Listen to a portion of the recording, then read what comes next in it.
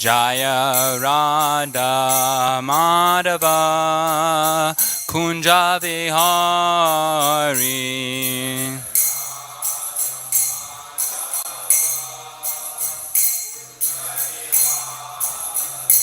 Jaya Gopi Janavalabha Girivardhari. Gopi Janavalabha.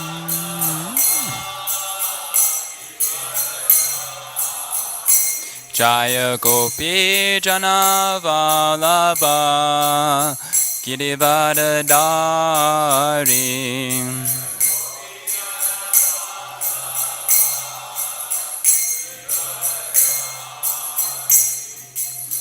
Yashodanandana Vrajajana Ranjana. Yashodanandana Vrajajana Ranjana.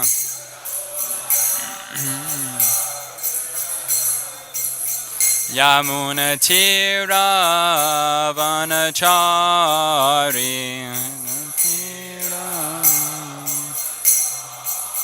Yamuna Tira Vanachari.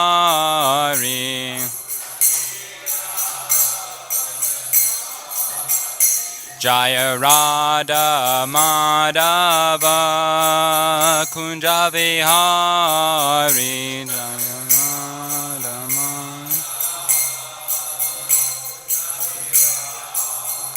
Jaya Radha Madhava Kunja Vihari.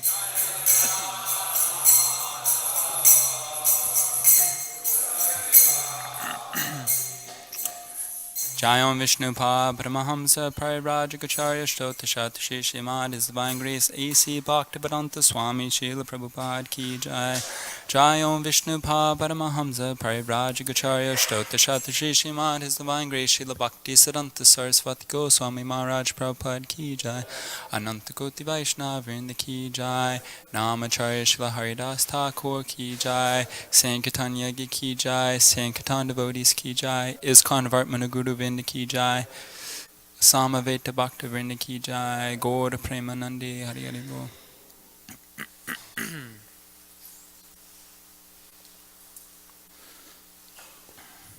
Om Namo Bhagavate Vasudevaya.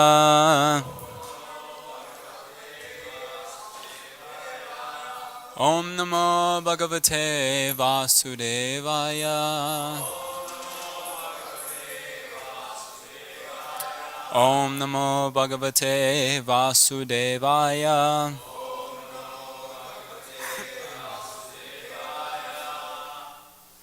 Reading from Srimad Bhagavatam, 1st Canto, 2nd Chapter, Text 24.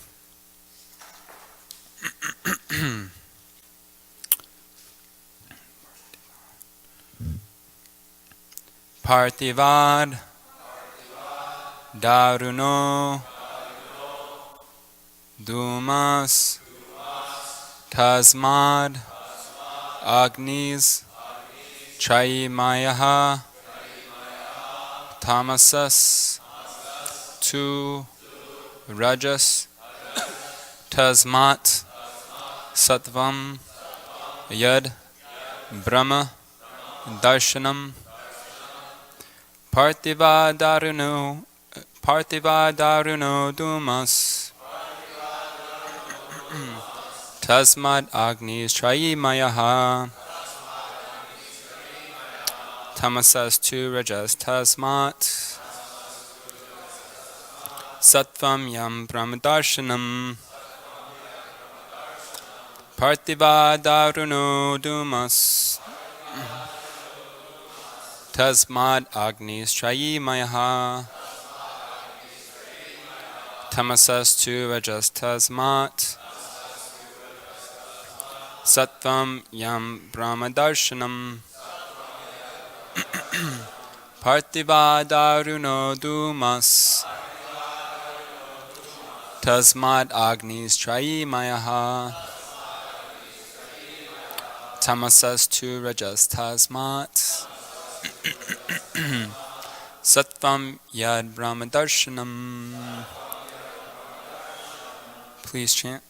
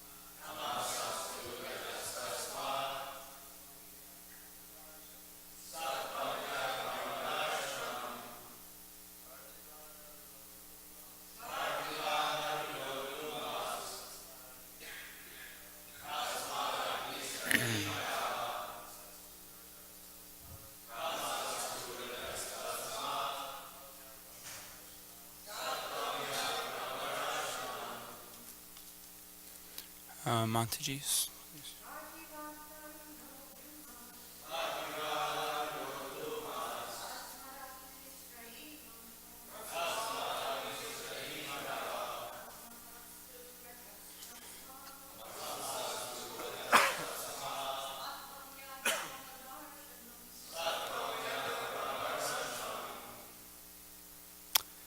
Word for word translation. Parthivat, from earth. Darunaha, firewood. Dhumaha, smoke. Tasmat, from that. Agnihi, fire. Trayi, Vedic sacrifices. Mayaha, made of. Tamasaha, in the mode of ignorance. 2. But. Rajaha, the mode of passion. Tasmat, from that. Sattvam, the mode of goodness. Yet, which. Brahma, the absolute truth. Darshanam, realization. Translation. Firewood is a transformation of earth, but smoke is better than the raw wood. And fire is still better, for by fire we can derive the benefits of superior knowledge through Vedic sacrifices. Similarly, passion, rajas, is better than ignorance, tamas. But goodness, sattva, is best, because by goodness one can come to realize the absolute truth. Purport. As explained above, one can get release from the conditioned life of material existence by devotional service to the personality of Godhead. It is further comprehended herein that one has to rise to the platform of the mode of goodness, sattva, so that one can be eligible for the devotional service of the Lord.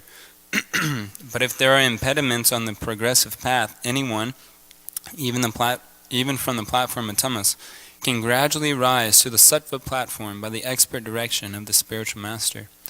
Sincere candidates must, therefore, approach an expert spiritual master for such a progressive march, and the bona fide expert spiritual master is competent to direct a disciple from any stage of life, tamas, rajas, or sattva.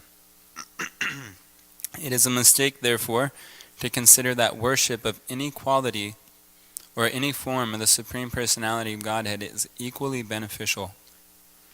Except Vishnu, all forms are separated, being manifested under the conditions of material energy. And therefore these forms of material energy cannot help anyone rise to the platform of sattva, which alone can liberate a person from material bondage.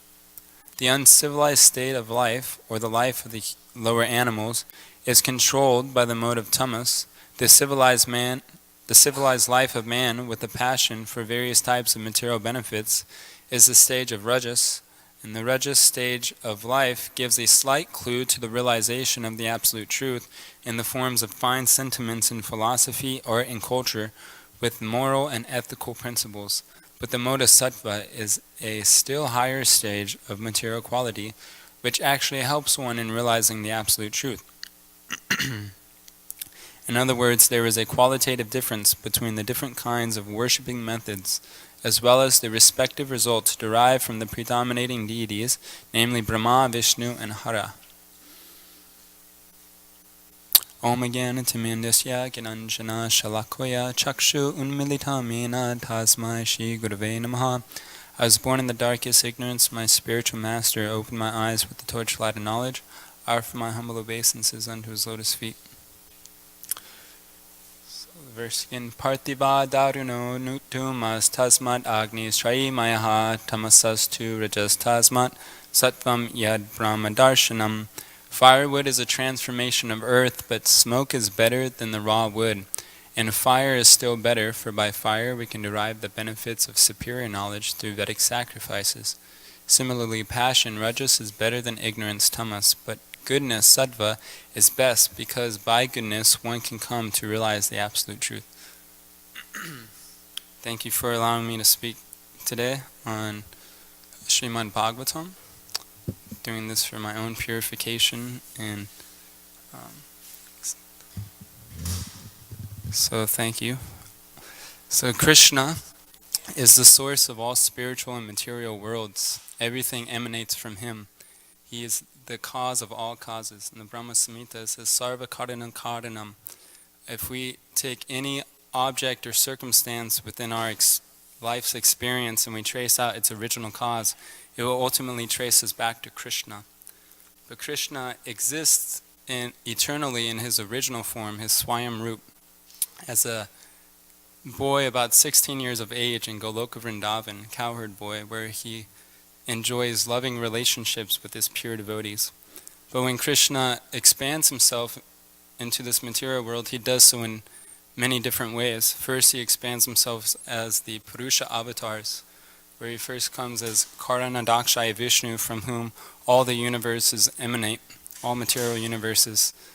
And then within every universe he expands himself as Garbhodakshaya Vishnu. He enters into each and every universe, and from that Vishnu form, Lord Brahma is born, who creates each universe, all the planets and the inhabitants. And then he expands himself again as Kshirodakshaya Vishnu, who is the super soul or Paramatma within everyone's heart, and expanding himself within every atom. And then he also expands himself as the Guna avatars. This is the three predominating deities of the modes of nature, which is Brahma, Vishnu, and Lord Shiva. So Lord Brahma is in charge of the mode of passion. He creates everything within this universe. And Vishnu is representative of the mode of goodness, because he maintains this universe. But Lord Shiva, he is a representative of the mode of ignorance, because at the time of universal annihilation, he is in charge of destruction. So the word avatar actually means incarnation. But Lord Brahma and Lord Shiva are considered demigods, so why are they considered avatars or incarnations? Well, in the first page of the first paragraph of the introduction of Srimad Bhagavatam, Prabhupada is explaining the distinction between the concept of the word God and the conception of the absolute truth. He goes on to explain that the concept of God refers to any powerful controller, whereas the absolute truth is the ultimate source of all energies. So Brahma and Shiva are considered guna avatars. Guna means quality or mode of material nature, and they're avatars in such a way that they're especially empowered individuals who take the post as controllers of these modes, namely passion and ignorance. So if we take this verse, the firewood is a transformation of earth, it's basically it's comparing the modes of nature to a Vedic sacrifice. So when we're thinking in terms of performing a sacrifice, we have the wood, we have the fire, and the smoke. So in this verse, it's comparing the wood to the mode of ignorance. You can't derive the results of the fire sacrifice just from the wood itself. And then the smoke is compared to the mode of passion, which is closer to what we want, but it's still not the highest. What we actually want is the fire, which is representing the mode of goodness. Because from the fire, we can actually derive the results of the fire sacrifice. So similarly, the point being is that one should worship Vishnu, the predominating deity of the mode of goodness, because only by goodness can one come to realize the absolute truth, which is the purpose of all the Vedas. In Bhagavad Gita 15:15, Krishna says, Sarvasya chaham hridisana visto, matasmritir jnanam apohanam cha, vedascha sarveham evad video, vedanta krid vedavid eva chaham. That from him come knowledge, remembrance, and forgetfulness. By all the Vedas, Krishna is to be known. He is the compiler of the Vedas and the knower of Vedanta. So if one wishes to achieve that state which is beyond the material world, one must worship and connect with that which is non-material. It's very logical that if the example is given that if one is in a prison, to get out of the prison, one must connect and please the warden, because the warden is in charge and is controlling the prison, and he is not bound by the laws of the prison. So similarly, Krishna states many times in the Bhagavad Gita that if one worships and meditates upon him, one will achieve that state of ultimate freedom by going back to the eternal abode. But on the other hand, if one worships demigods, which people generally do for material benefits, for material satisfaction, Krishna states in the Bhagavad Gita, the 7th chapter, that these men are of small intelligence because their fruits are limited and they're temporary. So on the other hand, if one is in a prison and he's worshipping and glorifying another prisoner for material benefits, this might bring some temporary relief and comfort inside the prison, but one doesn't actually solve his actual problem. The problem is that he's in the prison. He needs to get out. So to connect with that which is transcendental to this prison-like material world is how to achieve ultimate freedom and bliss. So even if one goes to the higher planets of the demigods, there's no point of doing that because everything is temporary. Even though you enjoy for thousands of years, even millions of years, you still have to die and come back to this earth. You know, Krishna says in 8th chapter, Abrahma bhuvana loka punar avartano arjuna mamupetya tu kanyotya punarjama navidyate. It means that even from the highest planet in this material world, Brahmaloka, down to the lower hellish planetary systems, one will not find any happiness because he has to meet with birth and death anywhere in this material world. So an intelligent person will aspire to become a Vaishnava. The definition of a Vaishnava literally means a worshipper of Vishnu. So how does one approach Vishnu? By the mercy of the spiritual master. In Chaitanya Charitamrita, Chaitanya Mahaprabhu, while speaking to Rupa Goswami, he's explaining the verse, Brahmanda Brahmite Kona Bhagavan Jiva, Guru Krishna Prasadi Pai Bhakti Latabija, that the living entity is, due to his karma, he's traveling through different planets in this universe, through different species of life.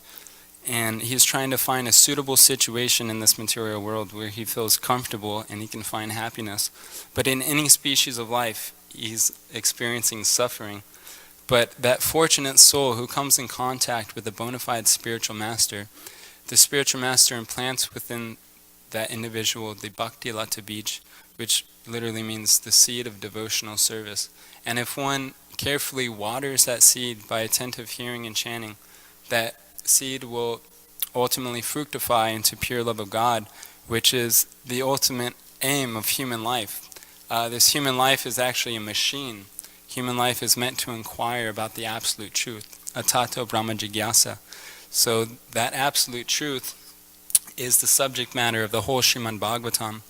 It could be inconceivable to some conditioned souls that God can have a supreme form or a supreme personality, that God is actually a person.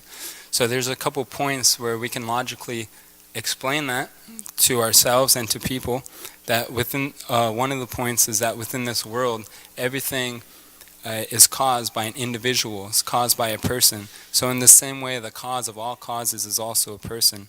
But because we're trying to, because of our limited experience of people within this world, we're trying to comprehend how God could be a person while comparing God to people within our experience. This is where the confusion comes from. People have many limitations. Obviously, the man walking down the street, he can't create planets. He has to die. He's not omniscient. Instead, he commits many mistakes, and he's bound by material laws. He probably has many bad habits. So people will wonder, how can God be a person like that man? The problem is that this so-called logical thinking is we're thinking in terms of our own minute experience of reality.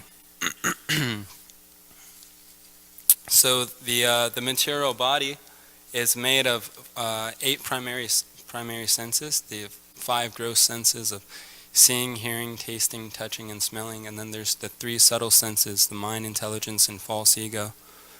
And so the subtle body is still material, so when we're trying to use something material to understand that which is non-material, it's practically impossible. We cannot understand transcendence through our mind and our senses.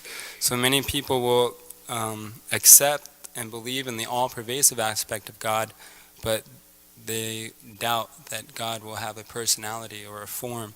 So the Vedic literatures, they don't deny the impersonal aspect of God. In the 11th verse of this same chapter, it says, Vidanti tattva vidas tattvam yajganam advayam brahmeti paramameti bhagavan iti shabdite. That the learned transcendentalists understand the absolute truth by 3 aspects: the Brahman, all-pervasive aspect of God; Paramatma, the localized aspect; and then there's Bhagavan, which is the supreme or the ultimate realization. This is supreme personality of Godhead. So in addition to this, all the great scriptures of this world, they instruct us to love God. But how can one love something which is impersonal and void? Obviously, that's not possible. So the highest realization of God is His personal aspect. And another point is, Krishna is not a person like the people we experience in this world. He's not a conditioned soul. And not only when Krishna comes to this world is He unaffected, but His pure devotees, when they come to this world, they're also unaffected. They are nitya siddhas. Nitya means eternal. Siddha means perfected. So these are eternally liberated souls that come to this world either on a mission to deliver the fallen souls or to facilitate Krishna's pastimes. Just like when Krishna came to this world a little over 5,000 years ago, his associates in Goloka Vrindavan came with him, like Mother Yashoda, Srimati Radharani, Balaram, the Gopas, etc. They come, Krishna comes in Vraj, or the Vrindavan on this earth, Boma Vrindavan, which is considered an exact replica and non-different from Goloka Vrindavan in the spiritual sky. And when Krishna comes as Chaitanya Mahaprabhu, he comes for internal reasons and external reasons. Internally, he comes in the mood of Srimati Radharani, trying to experience the love, the ecstasy that she feels in her relationship with Krishna. And externally, Chaitanya Mahaprabhu comes to propagate the Sankirtan mission and to liberate all conditioned souls. So when Krishna came in the form of Sri Gauranga Mahaprabhu, these same associates that came in Vrindavan Leela, they come in different forms to facilitate his pastimes also. For example, Lord Balaram is Nityananda, Sarup Damodar Goswami is one of the primary gopis, Mother Yashoda comes as Mother Sachi.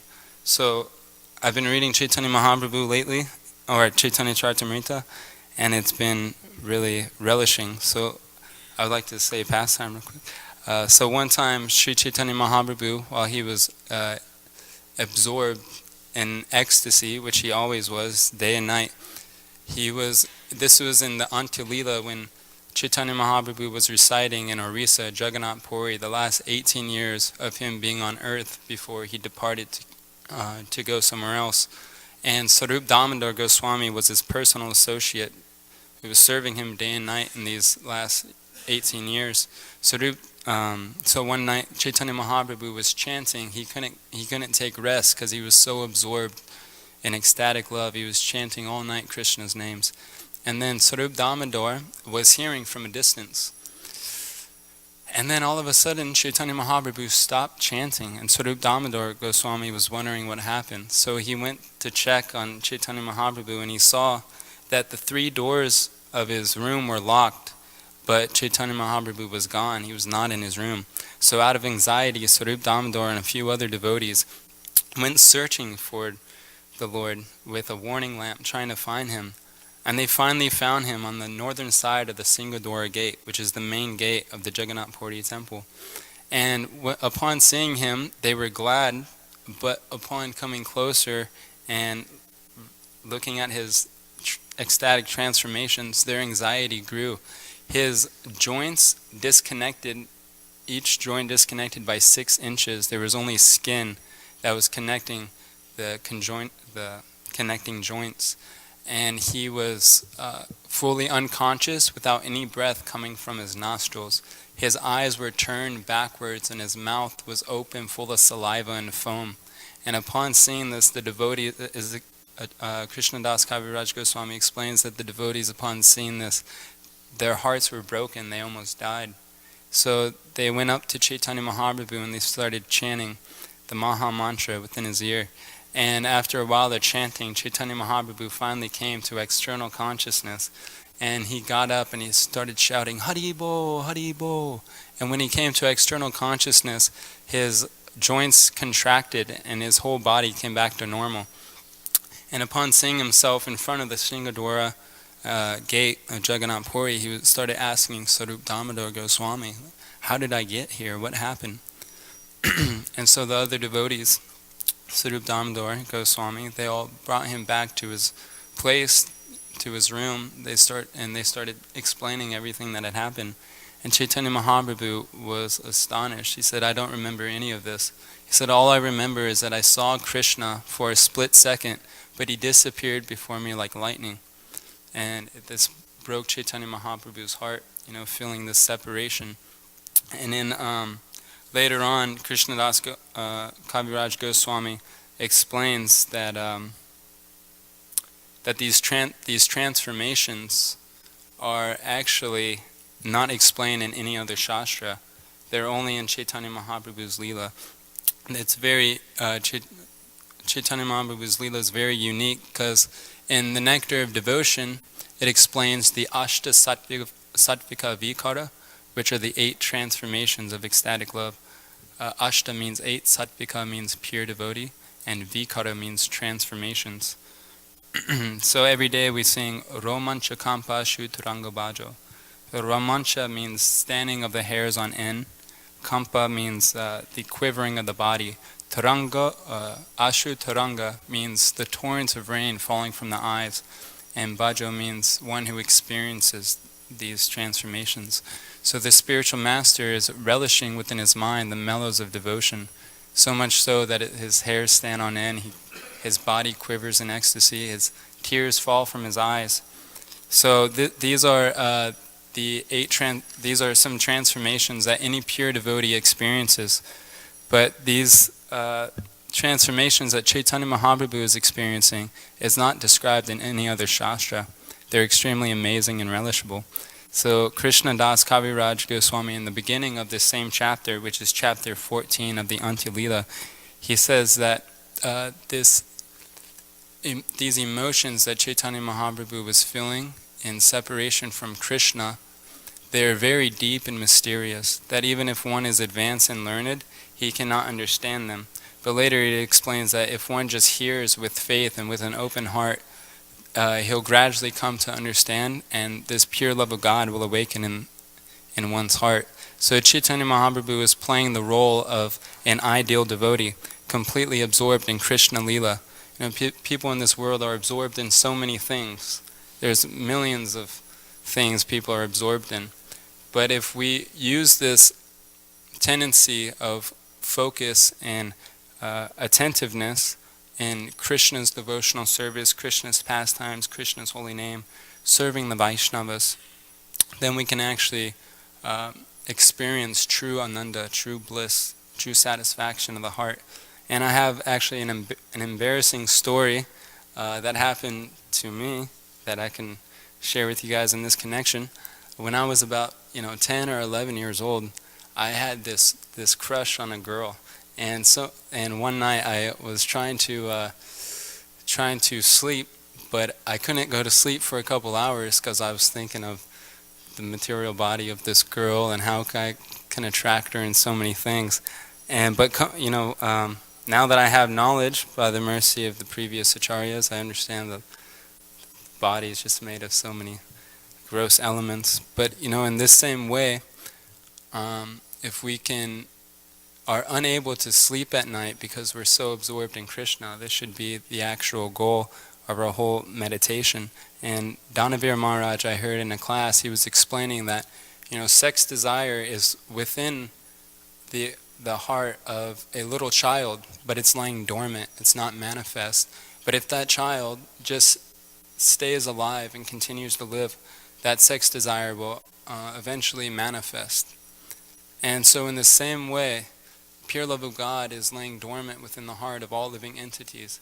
So if one practices bhakti yoga, if we just stay alive in bhakti yoga as devotees, then this pure love of God will naturally awaken within our heart. And so that's all I want to say for today. If anyone has any questions or comments, feel free to ask or say. Yes, Mataji.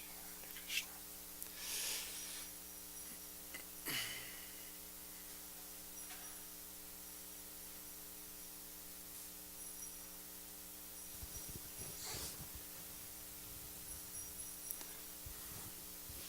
Ananda Kirtan, thank you so much. That was an excellent class. Thank you. Oh, thank you. Hare Krishna. Any questions? Nothing? Bhakta Davis, you want to say something? No glorification, just your realization or questions or something? I guess it's kind of hard to completely understand the transformations of Lord Chaitanya Mahaprabhu, and I'm just curious, I'm just curious to know, like, there's got to be a point where you can easily accept those things, because I feel like at a certain stage it's kind of hard to like look at that and fully like comprehend it. You almost can't even go into those pastimes because it's not like a point that you can hit. But there's got to be a point where you read it and it actually becomes fascinating. And I guess I'm not really at a point where I can even like understand that pastime fully. It's still like completely bewildering to me. But thank you for the class. Prabhu.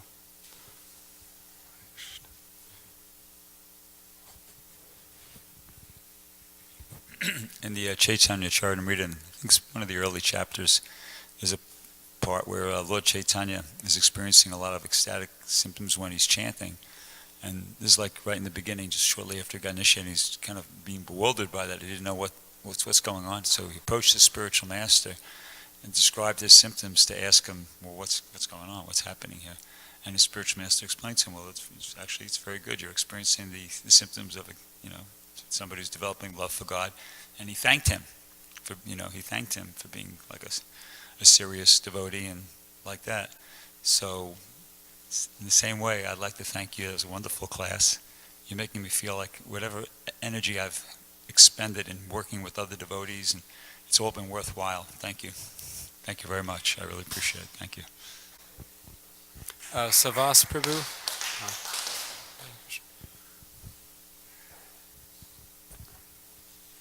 Hi, Prabhu. Thank you for a wonderful class. Really nice. I just wanted to ask you if you could give a little bit more of an explanation about, how a candidate approaches an expert spiritual master, and maybe something about a progressive march. Maybe something you could say in terms of like, what does that mean actually? Oh, in the purport? It's in the purport. A progressive march? Yeah, Prabhupada says, Okay, a sincere progressive. candidate must therefore approach an expert spiritual master for such a progressive march, and the bona fide expert spiritual master is competent to direct a disciple out of tamas, rajas, or sattva. Can you give me a little? I'll try to explain to my best ability. From my understanding, in the Bhagavad Gita 4:34, Krishna explains that one approaches a spiritual master out of humility and submissiveness and inquires from him, because that expert spiritual master can reveal to the disciple the absolute truth. So in the Nectar of Devotion, Rupa Goswami explains the 9 stages of bhakti.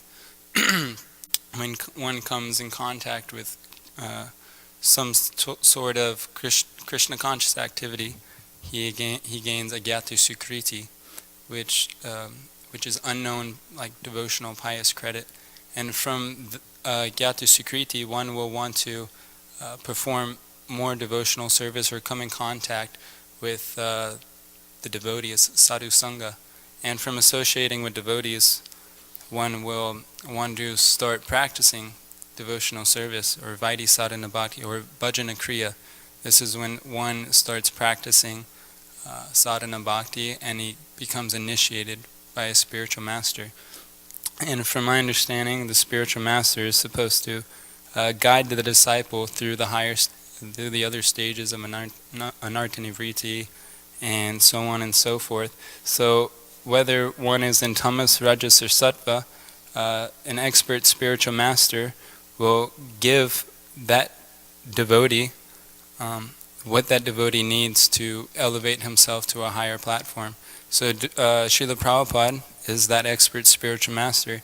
He is giving us a perfect process where anybody off the street, a drug-addicted maniac, if he's somewhat sincere and wants to practice devotional service, if he just follows the basic program that Srila Prabhupada gave us, a vaidhi sadhana bhakti of the morning program, waking up early, etc., that is expert guidance. Just by following that, one will rise above tamas and rajas and even sattva and attain the stage of Shuddha sattva, or pure goodness. Is that okay? Okay. Sure. Hare Krishna. Hare Krishna. Parvat Muni, Prabhu.